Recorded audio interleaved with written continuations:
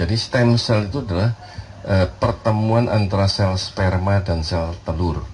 Itulah stem cell mula-mula. Kemudian dari stem cell ini terciptalah seluruh organ manusia, tercipta seluruh organ manusia dengan beserta dengan sistemnya, sehingga akhirnya lahir seorang manusia. Nah, berarti apa? Berarti seluruh organ manusia diciptakan oleh sel yang disebut dengan stem cell ini. Apabila satu sel ini bisa menciptakan seluruh organ manusia, maka tentu apabila terjadi kerusakan, yang bisa memperbaiki hanyalah penciptanya, yaitu stem cell. Jadi yang bukan atau tidak ada kaitannya dengan sel telur dan sperma pasti bukan stem cell. Dan satu hal lagi, stem cell itu live cell, sel hidup. Jadi kalau tidak hidup, maka itu kita bisa manfaatkan hanya nutrisinya saja. Nah, stem cell itu bisa diambil dari tubuh seseorang sebagai pasien, atau dari orang lain sebagai donor, atau dari plasenta. Nah, plasenta ini sekarang sudah mulai banyak yang ditawarkan untuk disimpan gitu ya. Nah, ternyata hanya cocok untuk anak itu sendiri yang punya. Sementara untuk orang lain belum tentu cocok. Untuk cari yang cocok tidak mudah. Maka penelitian dilanjutkan dan menemukan bahwa plasenta mamalia bisa digunakan sebagai pengganti daripada plasenta kita. Ya, itu bisa digunakan dan cocok. Semua mamalia itu ternyata plasentanya bisa digunakan sebagai bahan untuk terapi stem cell, dengan syarat harus live, harus hidup. Kalau bukan live, maka itu bukan disebut stem cell. Kenapa? Karena memang stem cell sudah membuat kejutan dan membuat heboh dunia.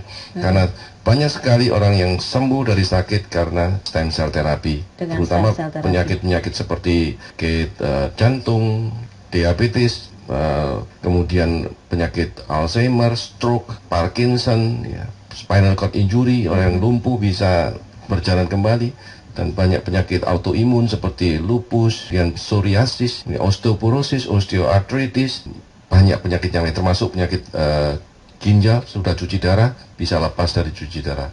Bahkan ada yang buta, ya sudah buta karena syarafnya putus, bisa melihat kembali setelah menjalani terapi stem cell. Nah, ini yang tidak mungkin dilakukan oleh obat-obatan ataupun nutrisi. Kunci untuk kita mencapai kesejahteraan yang Bapak ketahui seperti apa nih, Pak? Sebetulnya mudah sekali. Karena sebetulnya ini kami sudah punya rahasia, punya satu cara yang akan kami berikan pada saat seminar. Bagaimana caranya kita bisa hidup sehat dan sejahtera? Maka judul kami jelas, The Right Way for Healthy and Wealthy.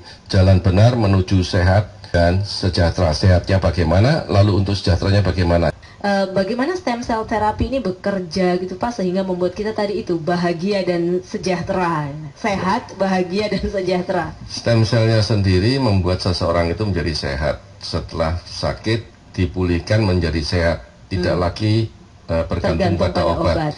Nah, setelah sehat, ada sambungnya, ada bersambung ya. Jadi setelah sehat, seseorang itu bisa bercerita kepada kawan, kepada rekan dan sebagainya. Nah, di situ pasien yang sudah sehat tadi itu bisa mendapatkan yang disebut dengan reward ya. Ada seperti bagian royalti. Pada saat seseorang itu mulai membeli produk stem cell ini, sebetulnya para pemirsa yang membeli itu sudah mendapatkan hak franchise-nya. Sementara kalau mereferensi orang-orang lain, ya, hasil dari testimoni tadi akan dapat royalti dari orang-orang yang direferensi. Itulah cara untuk masuk ke dalam kehidupan sejahtera tadi. Karena royaltinya itu yang membuat kita bisa hidup sejahtera. Ya.